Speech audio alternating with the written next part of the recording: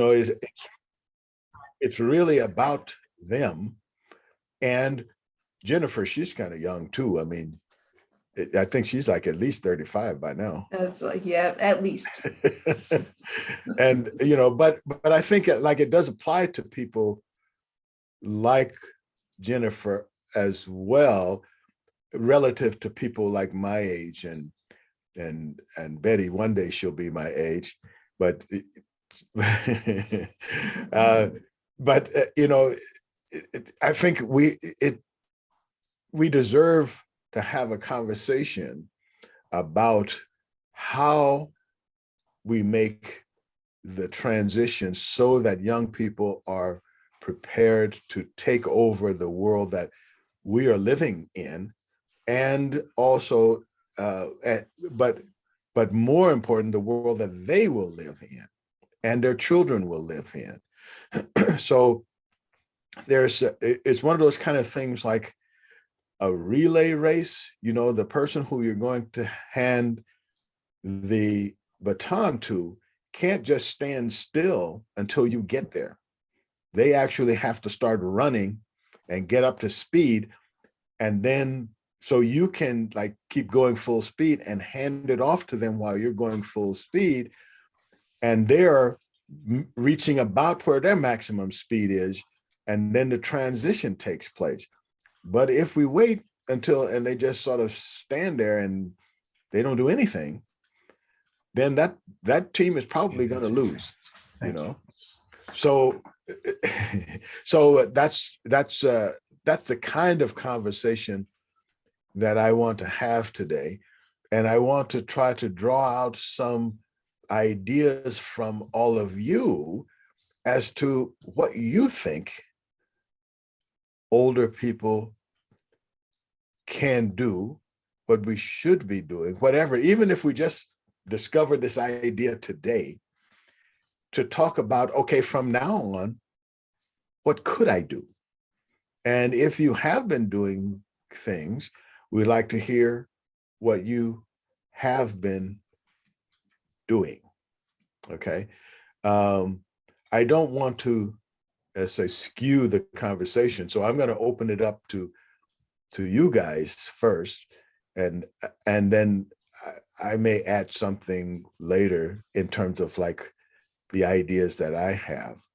But I'd like to hear from any of you.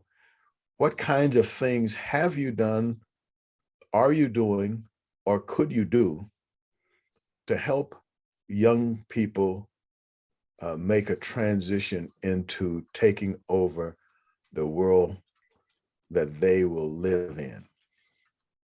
Or is it a thing? Do you think like we don't have to worry about that? I mean, that's a potential point of view too.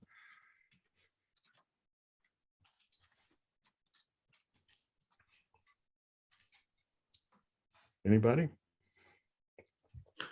Good morning, everyone.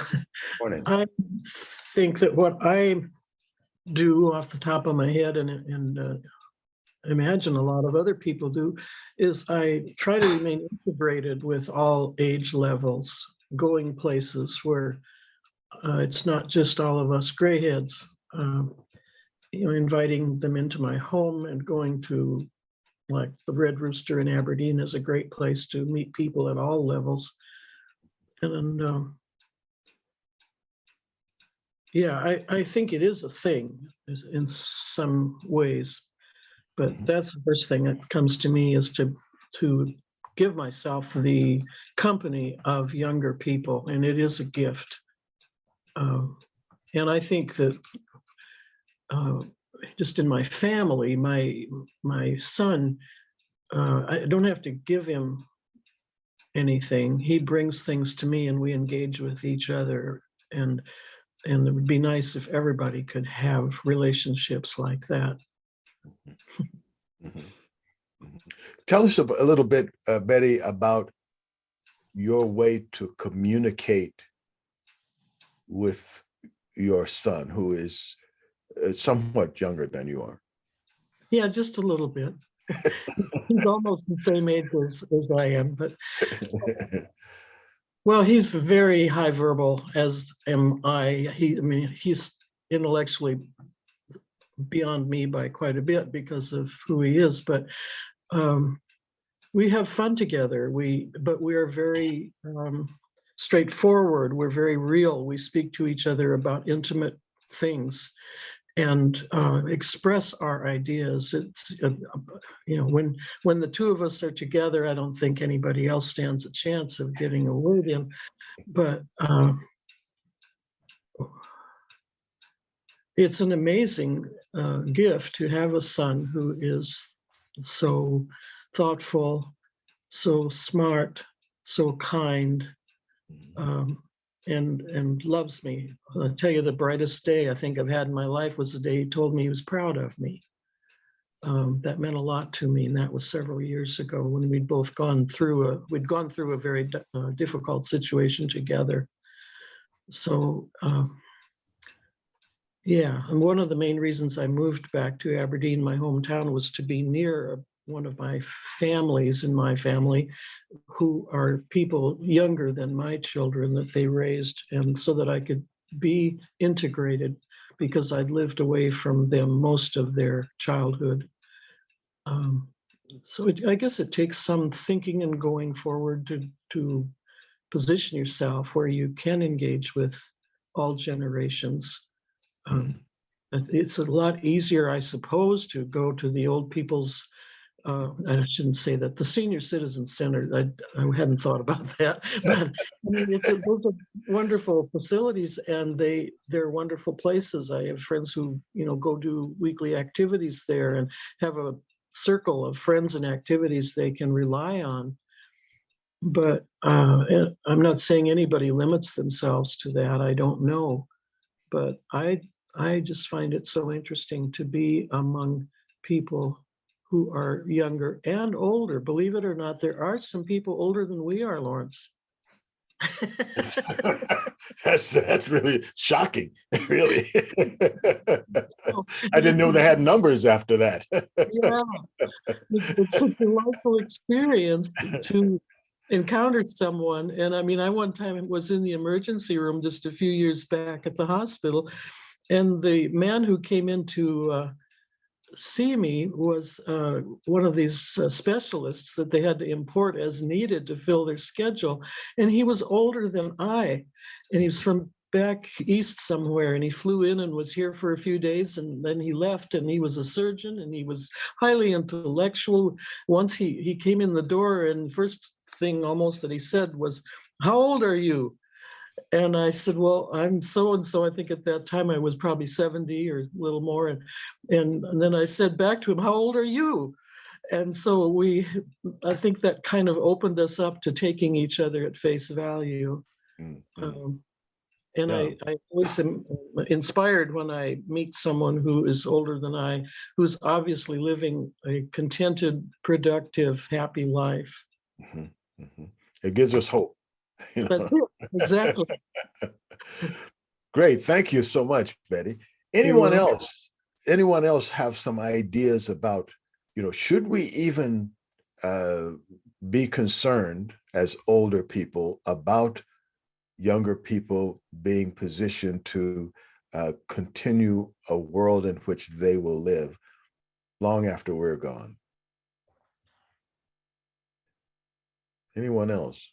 Can I jump in Sure, here, sure. Lawrence? I'll mostly try to stay fairly quiet, but No. what makes me think about this right away, the first thing that comes to mind is the age of our National Congress. And the fact that our leadership is so much older than our typical population. And I wonder with, advantages of incumbency and things like that, I know both parties, for instance, have programs to kind of try to develop youth leadership in their parties. And there are other things that go on along those lines. But I just think there needs to be a lot more of that. And maybe, I don't know if there's a lack of willingness among the voters to vote for someone who has less quote unquote experience. I know that in local elections, just a couple weeks ago here in Brookings, we had a couple of really quite young candidates in their 20s running for some of our city council seats, and very, very intelligent and articulate and able candidates for those seats, and one of them did indeed get in. And it's great to see, but it seems like there's such a long buildup to get the name recognition and everything else that's needed. So, well, like I said, I know the parties are sort of working on bringing along their own younger people so that they have candidates for office later. I'm wondering what just the rest of us can do to, encourage more young people to go into those kinds of leaderships. And I don't just mean political, but all sorts of local leadership that you can start with your PTA or whatever it might be. Because there has to be, I think, experience builds on experience. And so I'm definitely concerned about this. I don't know what the answer is. Well, you bring up some very interesting points, Jennifer, and I have observed the same thing, and I've actually raised that on a number of occasions at political meetings. And one of the other things I notice is that even in economic development, that's an issue. For example, legacy, like when a person, so many people have a company and then they get 85 or something and they decide to retire and realize the company is more or less worth nothing because they have not put energy into training young people. And I think you see the same thing in parties where they might have like a young people's so-and-so.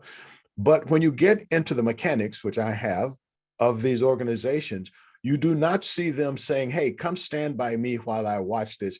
Come do this with me instead of for me, right? Come do this. Let me introduce you to so-and-so. I think you should take this course, or I think you should have this experience, which will help you do X or Y. I am not seeing that. I see people who have farms, and it's not only that they don't train someone to take over that farm, their own kids can't take over the farm. As long as there is a cane someplace they can lean on, they will not give up control over that farm. And so as a result, the weight of the thing they don't know how to make decisions because they're not slowly given those responsibilities of like, hey, you're going to make this decision.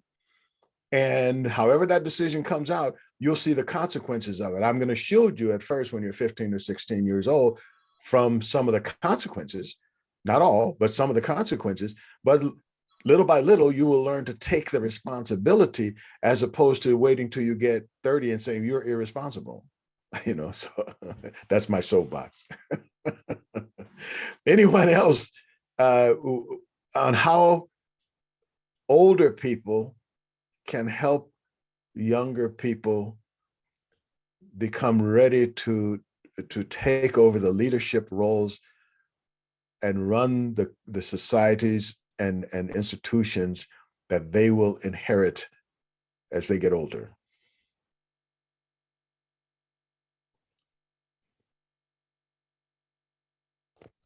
Anybody? This is Kevin. Oh, go ahead, Kevin. I had experience, I guess, the last newspaper I worked for, and it seemed like mentoring, to use that word, the young staffers that we were getting in. All of them were really smart, really aggressive, and go-getters. Generally, weren't interested in what I had to say. They pretty much seemed to think they understood it all, even if they'd had a year or two in the business, or not even that much right out of J school. And so I just kind of stopped trying to present anything to them or give any philosophy or give any direction. And one of the younger ones, when I brought that up to her, one that I did talk to, and she did actually come to me a lot for advice, and we had a really good relationship. She said, they don't because you intimidate them. Yes. And I don't see myself as an intimidating person, but and I thought they all seemed really cocky and self-assured, and how could they be intimidated? And she was pretty convincing that I had to do more in outreach. And she said, then that means you're also going to get some of that cockiness and some of that rejection, and you're going to have to accept that. If you want them to listen to you, you're going to have to put up with some stuff, which I didn't have very much patience for, and I probably didn't do a very good job at it. But I do think that's a difficulty in bridging that. And as I think back, I thought it was that generation, and then I thought of myself when I was that age. I pretty much knew everything too. Sure. And you tend to forget that, don't you, when you get older? And I was kind of difficult and kind of a know-it-all. And so I think it is incumbent on us probably to make that outreach and be willing to accept some disappointments and even some snubs if we're going to do that.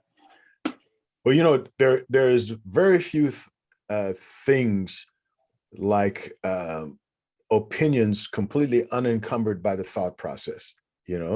It's amazing how sure you can be about that when it hasn't been stress tested. And when you're 15, 16, 18, 21, or whatever, you haven't had a lot of stress testing.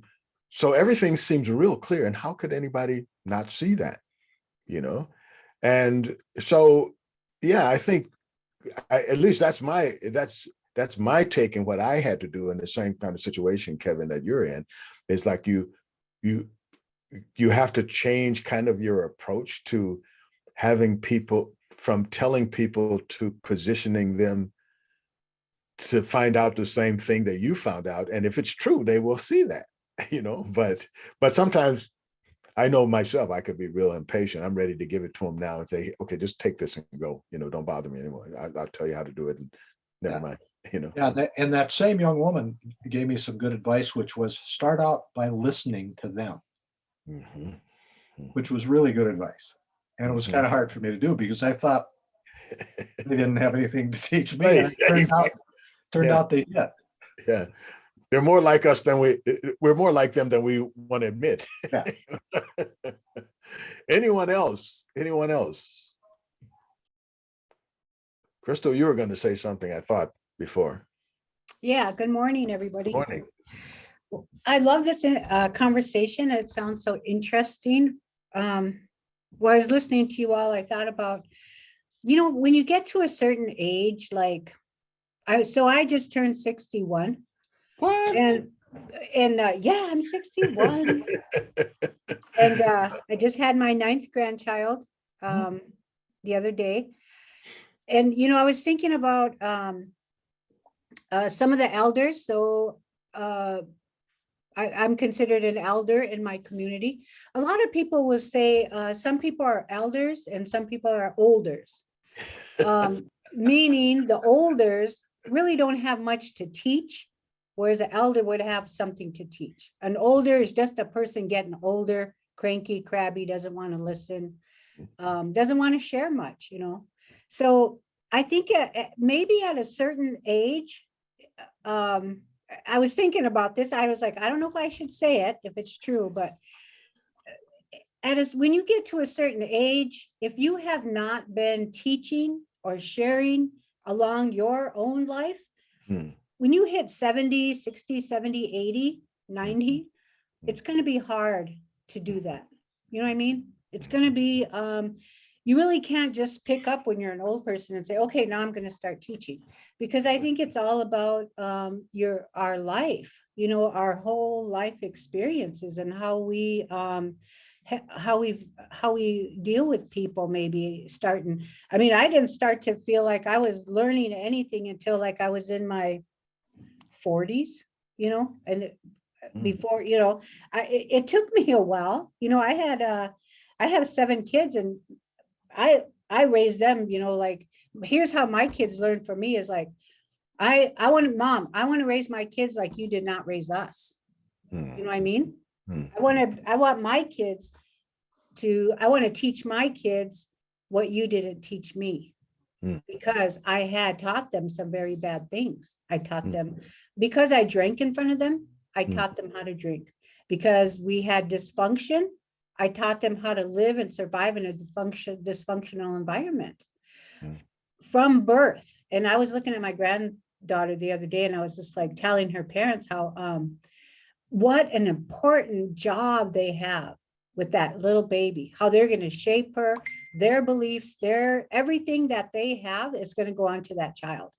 And when you start to get older and you learn things and you see things and everything kind of comes together, then you ignite a passion about your life, the lives of children. I work with a lot of children, and I have a boy, he's going to be 15, but he had a very rough life from birth. I adopted this little guy. He had a very rough life, and his birth mother had said several times while she was pregnant, I do not want this baby. I'm pregnant, but I do not want this child. I ended up adopting that child that grew in that environment. And so he's had some trouble, but with the school that he went through, how they taught him how to breathe when he got frustrated, when he was angry, mad. And when I had to tell him he was adopted, this whole thing, blew up. For him in his little life, he'd say, well, Mama, did you have to buy me? How much did you pay for me? All these questions are running through his little mind. And so I had to learn how to do that. And that affected his life from then on. The other day, what I want to get to is I dropped him off at school, and he's 14, but he's had not really, he's had some emotional dealings that we took a lot, counseling, everything we had to deal with. They taught him since kindergarten how to breathe, the balloons and taking a deep breath and letting it out, calming yourself down. Well, I dropped him off at school one day last week, and he was he was tired and he didn't want to go to school. He has his backpack, and he gets out of my car, and he took his backpack and he threw it on the ground. He's flung it on the ground, and he looked at me and I looked at him. And my first reaction was oh, this kid, I need to just get out and just give it to him. But you know what? I thought, he made his choice.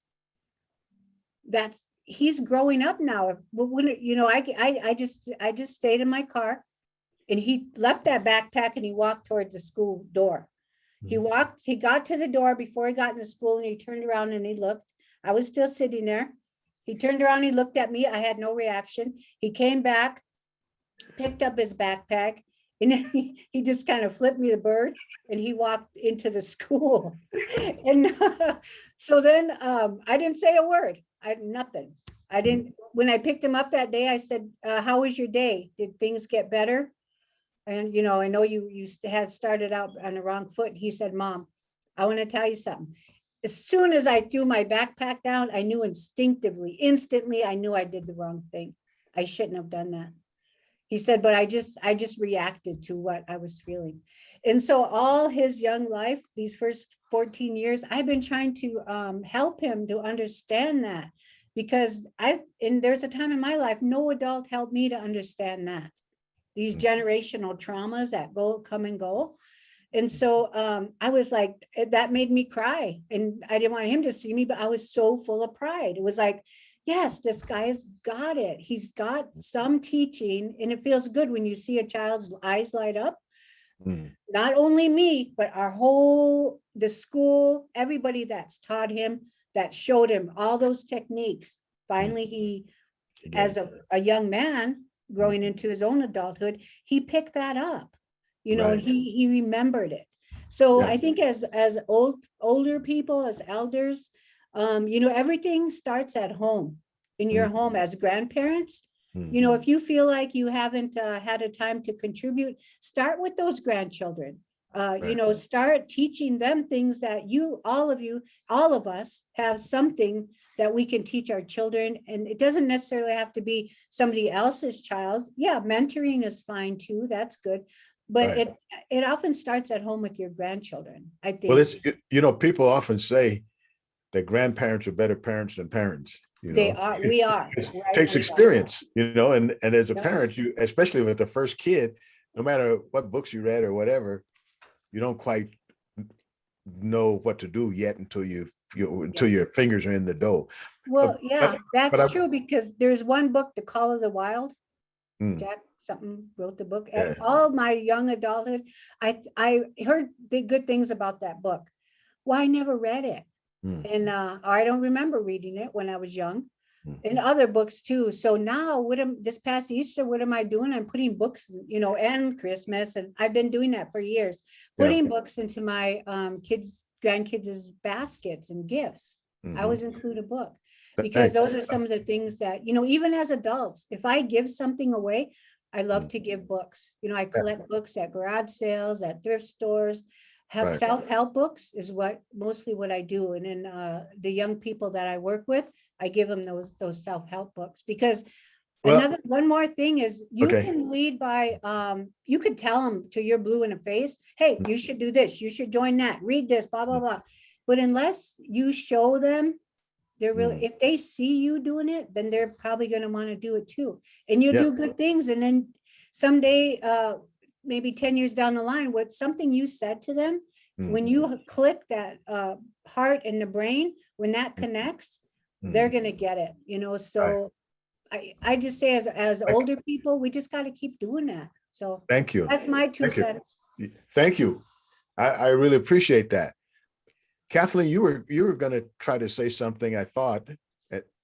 Well, it's funny she says library. I work for the state library, and this is a conversation that we have a lot of libraries having because their library boards and trustees are aging out. And it's hard for some of our small communities to find younger individuals who want to be on library boards. So what a few of them are doing is they are inviting people to sit in and see that it's not this big scary world, that what they have to say is important before they make that decision, because we have to do something, because if we don't get enough people on our library boards in these small communities and large communities, it's going to hurt the community down the road. I think one of the issues that we have run into is that we have a generation of adults who don't know how to cope, and they don't know how to share without feeling that you're judging them or talking to them. They get very frustrated very quickly. So we have some libraries that are taking their time and seeing if they can introduce this type of position in the library, because we need some younger people in our library, on our library boards. So I'm going to take this information that I'm learning here and share it with our South Dakota librarians. Well, thank you. If I take that example that you're talking about, being on boards, I think part of the thing is our whole structure as a society is not set up to do exactly what you have discovered that you need. And you can't start when you just suddenly realize that you're going to need some people, and you can't start if you don't have relationships that are beyond just the board. There's a good chance that all those people on the board, it's kind of like Crystal was talking about, you have grandkids, you have kids, you have people, you do know some young people, and those young people have friends. So if you're involved in their lives, then by extension, you're involved in their kids' lives. Their kids will come over and you will have opportunities.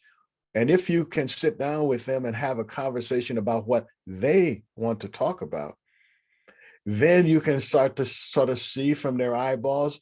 And as like Kevin was saying, look, like you have to start by listening.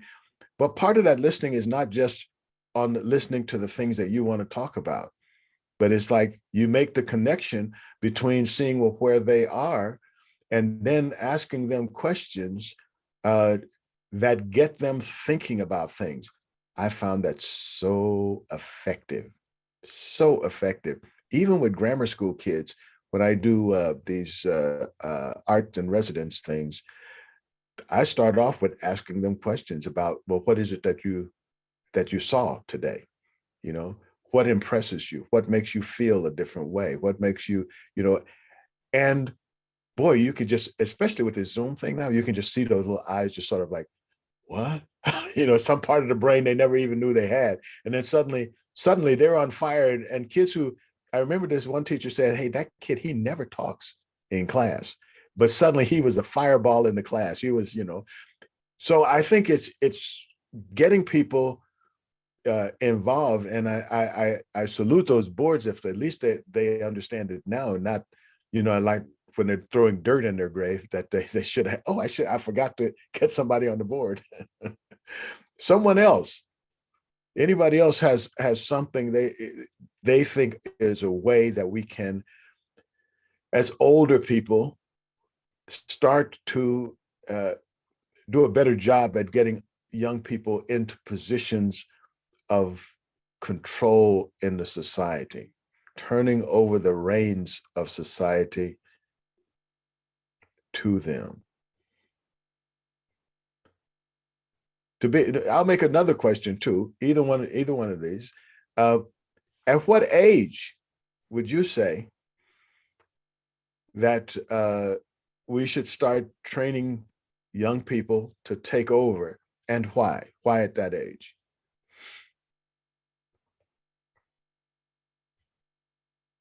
If ever. Anybody? Well, I will throw an idea out, and maybe someone else, maybe I can make you object, to the idea. So I have an idea. I think the model I've seen that I think works best is from the time that you communicate anything with them, like even as toddlers, as you start giving them the responsibility and working with you as opposed to sending them to do a job, just say, hey, come here and hang out with me. Can you pass me the butter?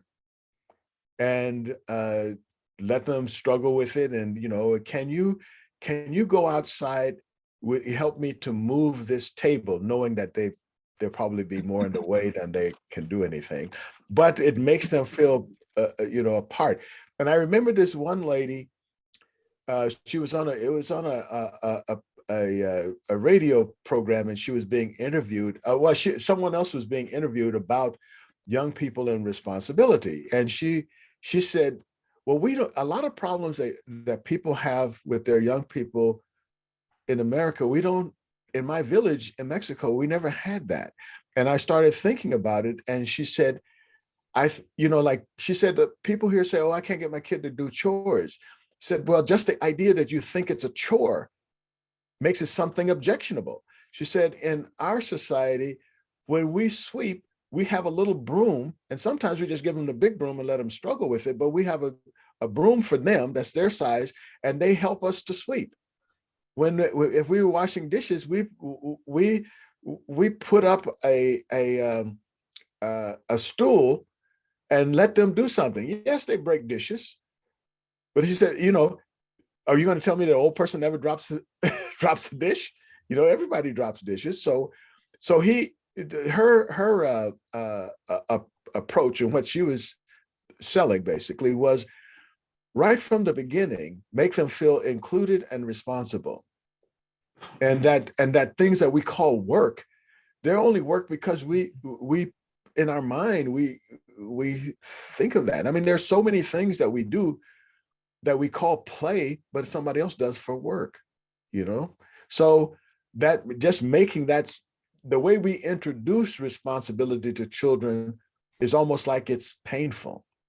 And also all the good parts of, we don't let them do, or even if they get a good toy, you buy a toy, you see people buy a toy for their kid, and they spend more time playing with the toy than the kid does. So like giving them the responsibility, giving them a place, and having them then teach the younger people, like when, like I teach you until you're 5, and now you got a little brother, a little sister, they're 3, you go show them how to do that chore or that thing, that job. You go show them how to do it. Now you're already training them to be leaders.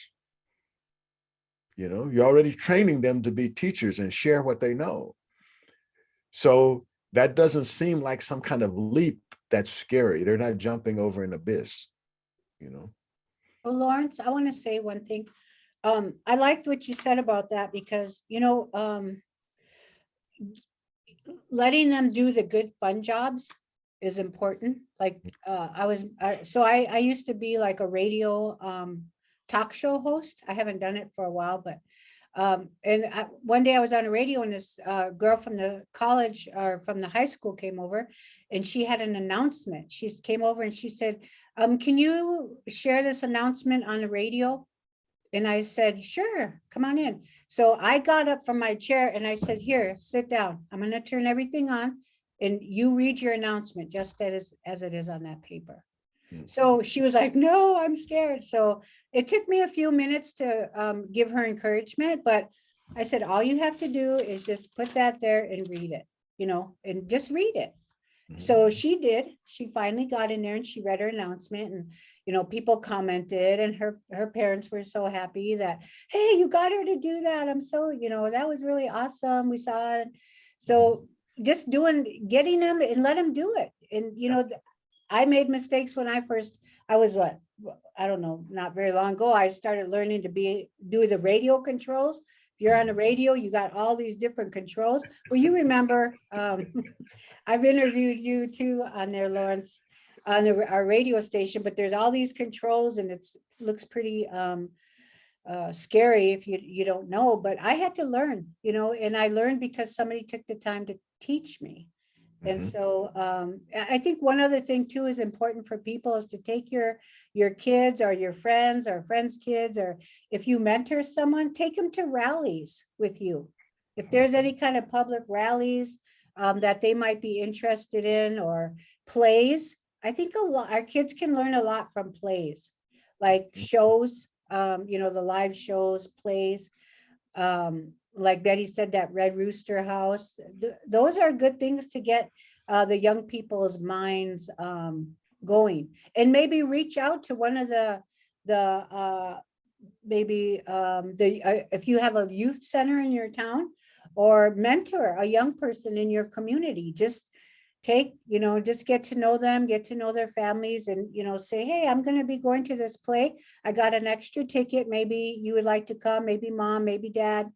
Maybe, you know, get that trust built up, of course, and, you know, invite them to do things like that. And then afterwards, you start a good conversation, or even without conversation, they saw the show, might have been something that they'll pick up. Right. Well, I think that those are all really good ideas.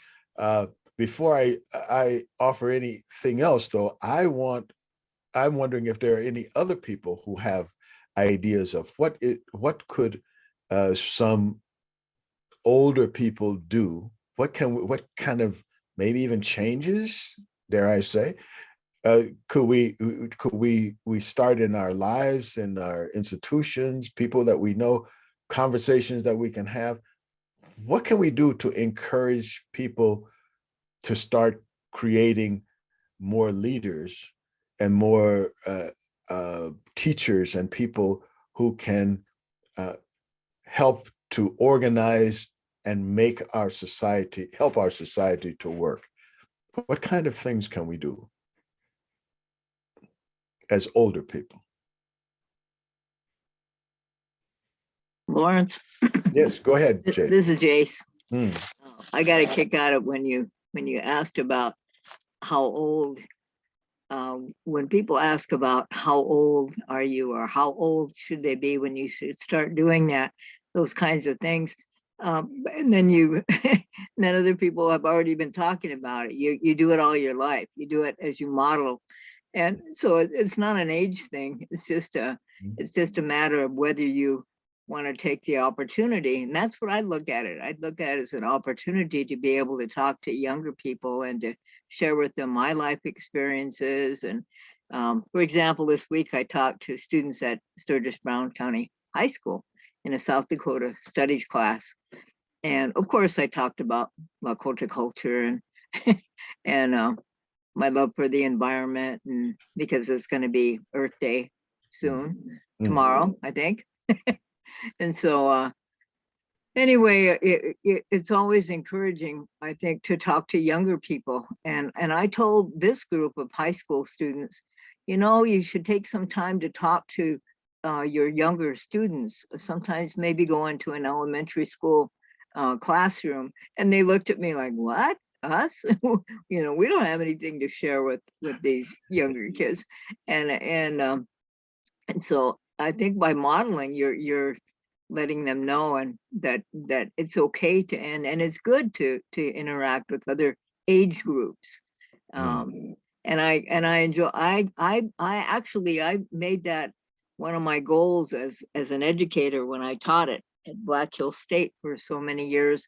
I made it a goal to stay connected to high schools and elementary schools. So I would give purposely and I didn't go out and reach and say, hey, I'm here to talk to you. It just they happen kind of, I don't know, normally, I guess. And I was asked to do that. And so every year I did that. And I felt that was kind of part of my responsibility in the community to share things about Lakota culture and to share some of my experience with other folks. So when I was asked to be a scholar many years ago in South Dakota Humanities, it was just, that was a natural thing. I thought, wow, yeah, that makes sense to get in a formal institution that does that. And then there was, I get a lot of newsletters, of course, but I noticed that they listed the new scholars for the Lauren Bacall Scholars for the Sanford Underground Research Facility. And that made me all excited to see those young people getting their mentorships, their internships there, because how exciting they're going to be able to work directly with scientists from around the world. And so I always encouraged my students, and I encourage these kids this week to do a mentorship or to do an internship and find your passion in life. And I'm excited when I see their eyes light up when you ask them what they're interested, or when you ask them what is your passion in life, they look at it like, oh, you mean you really want to know what interests me? And I think it's exciting. I'm getting on a soapbox now because I think education is the key. So I'll stop now. But I think, you know, that what other folks have been saying, you know, we do this in our daily lives, and getting connected and staying connected with your family and your grandkids and your nieces and nephews and so forth. That's something that we have, as Lakota people, have done across the generations forever. That's just something that, you know, they talk about, it takes a village, you know, it takes a Tioshbai, it takes all of us to raise and hold young people up. And if we think about it in that way, it's a natural thing. And it's not something that, well, when do we do that? Well, we do that all our lives. When we're born, we start doing that. Okay, I stop. Thanks. But so much, so important, the things that you just said, Jace. And I will underscore that each of us are positioned to help young people accept the kind of mentorship that you and Kevin earlier were talking about, because a lot of the problem for young people is they're not used to talking to older people who talk to them as humans. You know, it's like, or accept them as a full human being. They're used to people who are just like, they have a need to make them feel small so as to like control them. And so like the idea of a mentorship, somebody actually helping you to do something and to help you to develop what you want, as opposed to just being a flunky for me, you know, that's a real unique experience for most young people, I would say, if not many, if not most. So just having relationships where young people have another model of someone who cares about them, as opposed to someone using them for, you know, whatever my purpose is, you know, but I think having that experience gives them a way to maybe be more relaxed and not be so, let's say, defensive, and to that mentor want to show everything you know right away. So the mentor feels like, well, you're being cocky, but they're in many ways just trying to impress you that they have value as a human being. So getting that practice, I think, is important, to allow them to accept mentorship if it comes. I had some practice in that just yesterday, because I got a call from a young reporter wanted to talk to me about a story he was working on, some conservation issues. And I said, sure, we can do that. So we called, and he talked 90% of the time, and he would interrupt me sometimes, and he would, he started out with, I just want to get your, some feedback from you and feel you out on this. And he had more opinions on it, and he had more thoughts on it, and he had more. And, early on in it, I thought, he's kind of nervous. He sounded kind of nervous. So he's kind of blurting stuff out. And then he was kind of qualifying it. And I said to myself, I wanted to interrupt several times. And then I said, no, you just got to be patient on this. And I kind of went back to what the staffer at the Rep City Journal, the young woman, had said to me, be a good listener. And so I just decided I'm going to be a good listener. And boy, did I listen, because he had a lot to talk.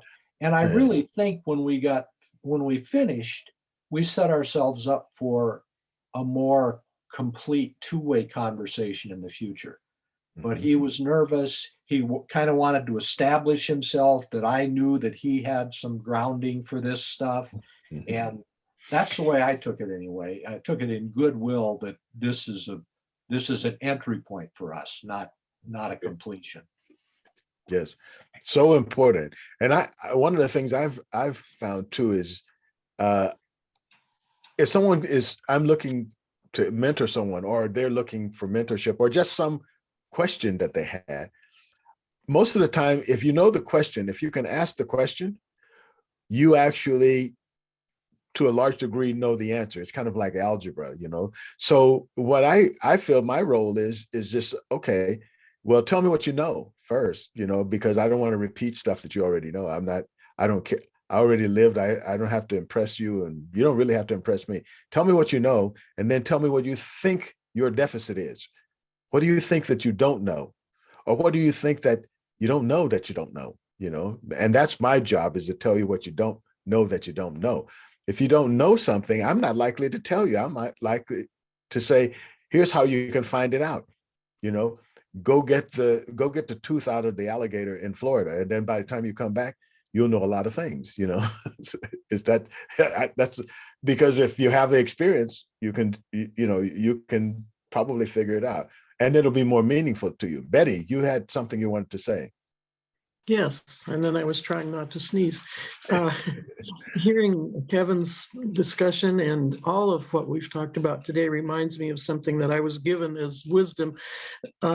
When you can give anyone, but I think in a child, an opportunity to succeed at something without a lot of judgment, but just making that opportunity available, handing it to them as if you expect that, yeah, you can do this.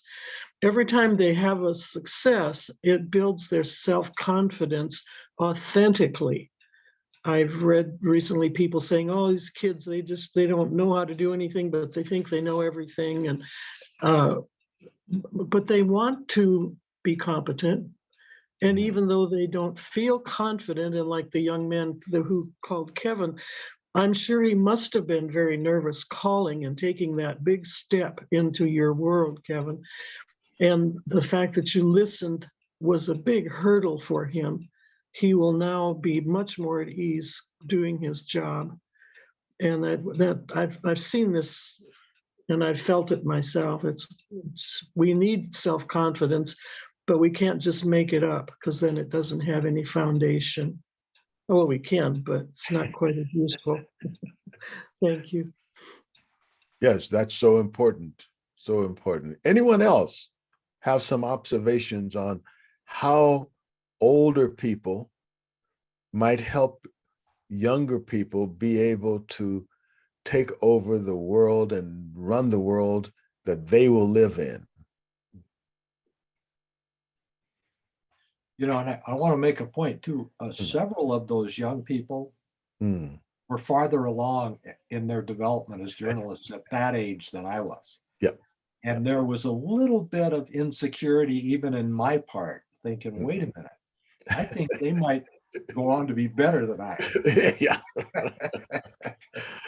Yeah, that is an important struggle to acknowledge, Kevin. And a lot of us, we have a fear of being put out to pasture, and so we try to, it doesn't feel good to feel like you're irrelevant, and it's easy, particularly if you're insecure, to feel irrelevant, especially when you see kids who, like, when they're 5 years old, you've programmed the TV remote so that they can't see porno, and then they unprogram it when they're 5, and you had to call someone in to help you. That doesn't make you feel all that secure.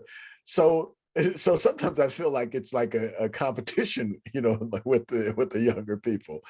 But I still think, like, some point, if we're responsible as older people, I think it's important to prepare young people to take over their world, not ours. It's like, what kind of world do you want to be in? What is it that you want out of it? Start looking for that. And I'm not going to tell you what that world is. You tell me, you tell me, and then ask yourself, as you're telling me, ask yourself, is that really what I want? And you may not know until you experience it, but let's talk about how you're going to do that. I will make another comment about, kind of like to take off on something Betty said. In the prison, last time I was at the prison, one of the things I do is I share my failures with the inmates. I talk a lot about things that I tried that didn't work, that I thought were really good ideas, and things that I'm struggling with presently. That, like, okay, I know I should be this way. I can even tell you about that, but I haven't got that. And one of the things that inmate said to me the last time I was there, he said, that's really valuable, because when I'm struggling with that thing, I don't feel like such a loser, because when I see if you're struggling with it, then it's okay if I struggle with it, if I don't get it right away. And I think that's that kind of vulnerability, to say, look, I'm over 70, man. I'm still working on that, and if you get it figured out, good luck, man. And good on you, but it's not an easy problem. And to give people, permission to struggle with finding solutions to things that we didn't figure out in our generation. I think that's important. Anyone else? Ideas? I mean, this is a very deep subject, especially when you think about what you personally can do. Anyone? Don't all jump in at once.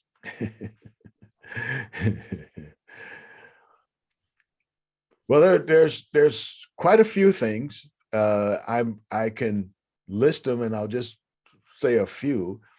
I'll reiterate that it's that side-by-side relationship that we can develop with young people, that when we have a job, rather than send them out to do it with them. And I noticed this years ago when one of my nephews came to stay with me for a week or two. And if I told him to go out and do something, he would go and he'd be out there for a while, and he'd come back and he'd lollygag, and he would. But if I went out with him to do it, he was an eager beaver. He just worked his little fanny off, and it was like a gardening thing. But if I sent him out to do it while I was doing something else, it wasn't the same thing, And so I noticed that's a thing too. It's like when they see us do it, so it's a modeling thing, but also they feel a connection with us. And it's just like teaching. If a kid likes the teacher for whatever reason, that teacher has a much better chance of teaching them something than if it's just a strange person that's, like not even a cartoon. And especially if they feel that teacher is disconnected from them. and is not, and no interest personally in them, it's hard to learn from somebody like that. One, you don't trust them. And if you don't trust them, how can you trust what they say, or what they're trying to teach you? Anyone else? I'm filling space for your space now.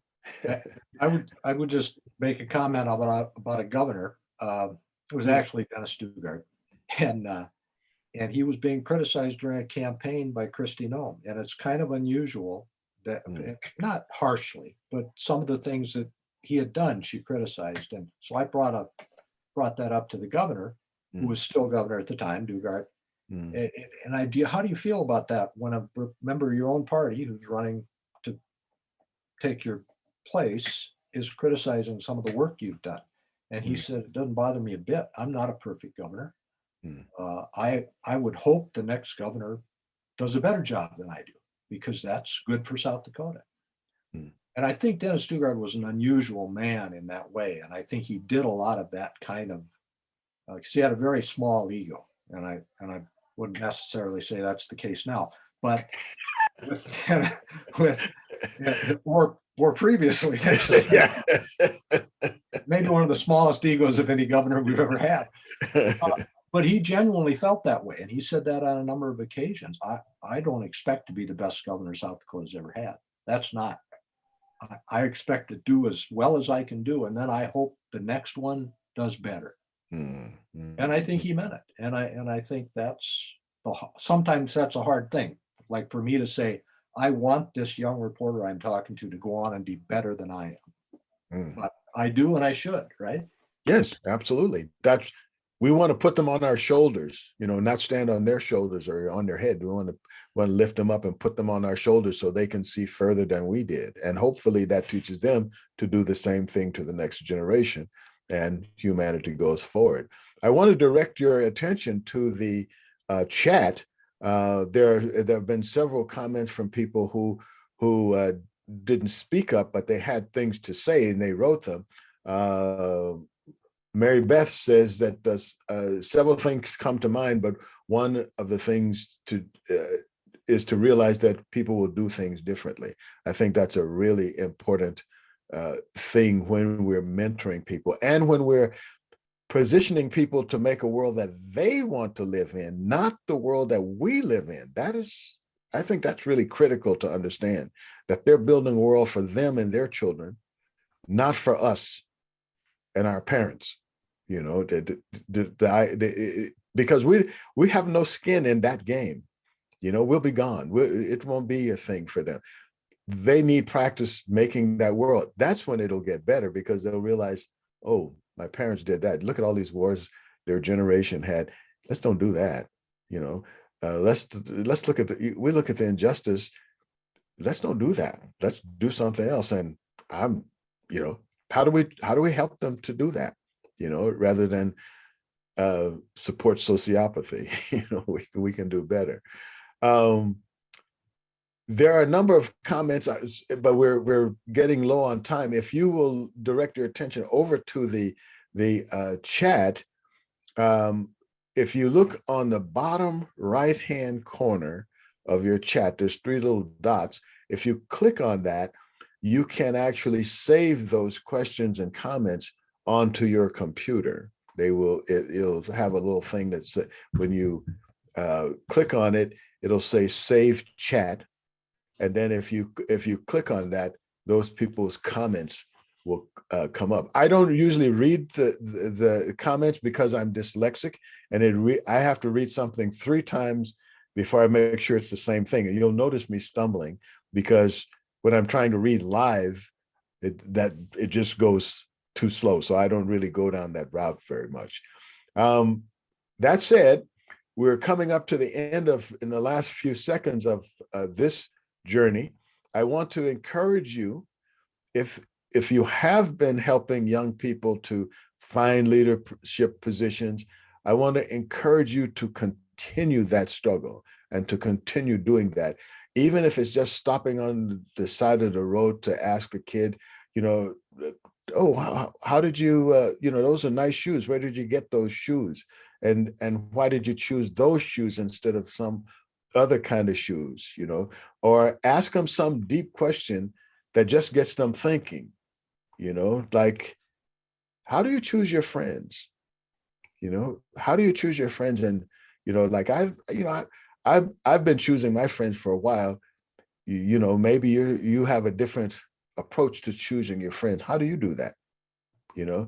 Ask them some deep question that doesn't require it. Nobody's going to grade them. They're not going to get paid. There's no real wrong answer. It's just how they do it. Because if they can start to think about those deeper things, that will help. But the most important thing is that somebody cares. I do this sometimes with younger people when they have let's say a purple, dye their hair purple. And I will say something like, I think I'm going to grow my hair out to get that style. It's because that's, it's just to make a connection, never see that kid again, but just to make that connection. With that, I'm going to invite you to come back next week, same time, same station, and we'll continue with another hopefully interesting discussion. And we always like to encourage you to participate, because this is a conversation program. Thank you very much, and we'll see you next week.